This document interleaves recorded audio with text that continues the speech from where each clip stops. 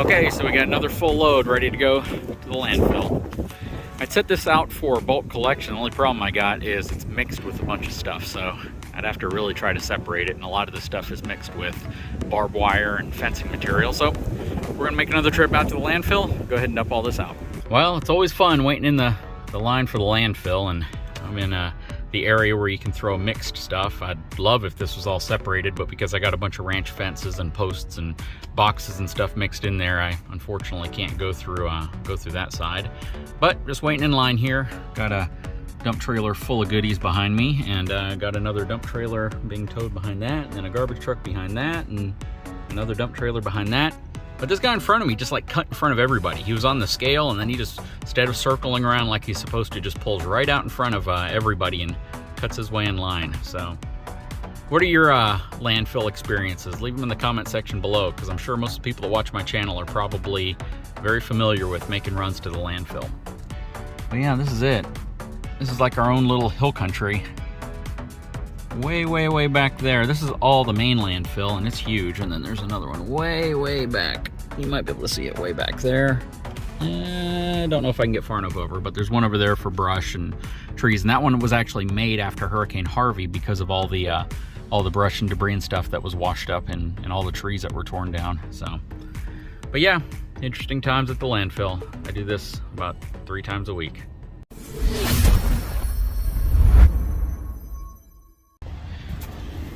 What's going on, guys? So we're supposed to get a bit of a freeze tonight, and just gonna grab my wife's plants, throw them in the back of the Ram, take them over to the garage so they don't die.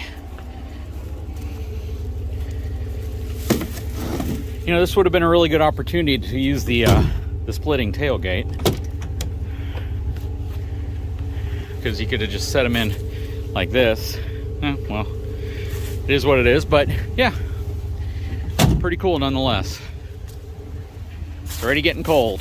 Well, it's getting South Texas cold, which means it's about 38 degrees outside. But there's about 80% humidity, so it's actually very cold, wet, if that makes sense. Anyways, I know that a lot of you guys are gonna say, you know, you guys get down to like negative 100 degrees, and I empathize for you guys, but it's pretty cold here. Always an interesting thing to be able to drive around your yard. It's definitely kind of a new thing for me, because we've never had property that you could drive around, or that you really needed to drive around. And you know, having something that's spread out like this, you realize really quickly, especially when there's something that is inconveniencing to do from a walking perspective, why it makes sense to drive and take a vehicle when you get an opportunity. But this truck is certainly the most comfortable UTV I've had on the property. You know what? I'll be the first one to admit that I've had a hard time trying to really figure out how you can use this type of a split tailgate on a day-to-day basis, like really how it's going to benefit you. But I realized today that it actually can come in really handy, and let me demonstrate how. So with the tailgate down, I'm going to take my DeWalt battery. This is my 6 amp hour DeWalt battery. I'm going to slide it to there. Not very far in. If you look at it, it's only about 3 feet into the bed, but this adds roughly another 21, 22 inches to it in terms of distance that you have to reach. So let's say that I don't have the mobility that I used to have at a younger age or whatnot, and I get this truck and I have a package or a product or something that's slid into the bed of the truck, and it's kind of difficult to get to. Well, from here, if I reach in, I still can't get it. I really can't. You know, I would really need to crawl onto the tailgate to recover that, because it's just too far in. Let me give you another example. All right, so I have this new Flexzilla hose that I'm gonna be using actually out at the RV to run fresh water to it. But again, let's say I hit the brakes and it slid up to there. Feasibly, unless I have something to reach into the bed, grab it and slide it towards me, I can't get to that. It's not possible for me just to quickly get to it. Even around the side, I can barely reach it, and I could probably worm it over, but I can't get to it. So, you know, I was trying to experiment with this to see if this is really a useful thing if you have something in the bed of your truck. And we all know, whether you have a spray-in bed liner, whether you have a bed rug, whether you have a non-finished bed and it's just, you know, paint, things slide around. So I'm gonna put the tailgate up. I'm gonna go ahead and open up the door right here. Check this out.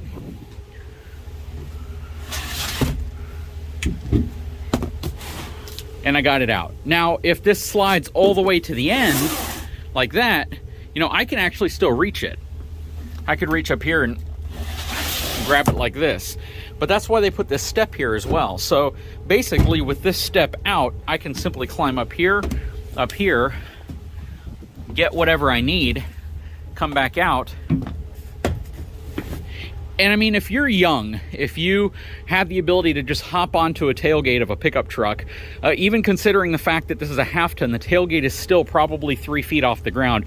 But if you have that type of mobility and access to be able to hop into the bed of your truck, you know, then you may look at something like this as a complete waste of time, a waste of money, something that you don't need. But if in any way you're mobility limited, or let's say you're just shorter in stature and you don't have the ability just to hop up. My wife is super short, and if she tries to hop onto the tailgate, it's just not going to happen. She'd have to get a step stool, or she'd have to do this like a, you know, scoot her butt on first and then whip her legs around to get on there. Then she has to hop off. But with something like this, if it gives her any more capability of grabbing something from inside of the bed and moving it to the back so she can get access to it, that's a win. I mean, it's a very interesting take on the tailgate wars for sure. I get it. But this type of flexibility, even though it may only apply to maybe half the people looking at this truck, that half of the people are going to be really, really pleased with the fact that Ram has thought about them when it comes to accessing stuff in the bed of the truck. It just really is a convenient way of doing it. And if you compare this to perhaps like an SUV, where your lift gate is going to go up and you can walk right up to the back and you're right here in your back storage area, this is kind of the same thing as that, but it's giving you a functional tailgate when you want a tailgate, while at the same time access to the bed if you need access to the bed. And I'm gonna be honest with you, even for someone like me who I don't mind crawling up onto a tailgate and getting into the bed of the truck, if I have something right there and I can't reach it, I'm gonna flip the tailgate open. I'm gonna split it apart so I can walk up and grab it, as opposed to trying to hop up into the bed of my truck. Those of you who are 20 years old and, you know, ex-football players and can jump up on the bed like it's absolutely nothing, you know, bravo to you guys. But when you're getting up there in age and, you know, everything hurts when you do little things like this, it makes sense having a tailgate like this if you need that type of access. And I would venture to say anybody with a pickup truck at some point would wish they had this type of access to the bed of their truck. But I wanted to point this out again because I've really been trying to take a better look at how you can utilize this every day if you owned it, if you had this truck, and how I would use it. Now, the only thing that kind of makes this a little interesting is you have to open this side before you can open that side. It would be nice if you could open either side independently, and I think that would make a little bit more sense, even though I understand from a structural perspective why they would do it this way. And if you want to look, this is all the reinforcement that makes up the frame of the tailgate so it can support the weight as a normal tailgate when this is in its closed position. So there's been a lot of thought, design, and engineering that's going into this. What I'd really like to know is those of you who own a Ram that have this tailgate system, how do you use it? Please leave a comment below. I would love to know how you utilize this, if you use it more than you thought, if you use it less than you thought, and if you would pay for it again if you had the option. So please leave a comment below. You know, and speaking of splitting tailgates, if you have them on your Ram, that begs another question. How many unique features does your truck have that you didn't think you would use, but then you ultimately used a lot? Like, for instance, the man step on the back of my truck, right? I never really envisioned myself using it, but then all of a sudden you have it, and I use it all the time. It's just a really, really convenient tool. You know, drop down steps on the side, little accessories and components on the inside of your vehicle. How many of those things, again, did you never think you would actually use, but you end up using them all the time? And how many of them did you pay for that you'd never use? I'd love to know the answer to that question. Leave a comment below. It'd be really cool to know, you know, all these really cool innovative features that truck manufacturers are coming out with. How much and how often do you use those features on your own truck?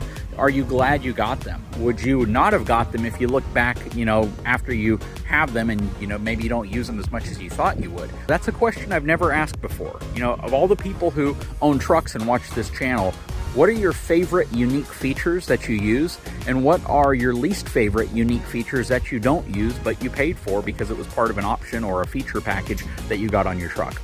Anyways, guys, again, throw a comment down below. If you haven't had a chance, I would really appreciate it if you took a moment, subscribe to my channel, give me a thumbs up, and we will talk to you again very soon.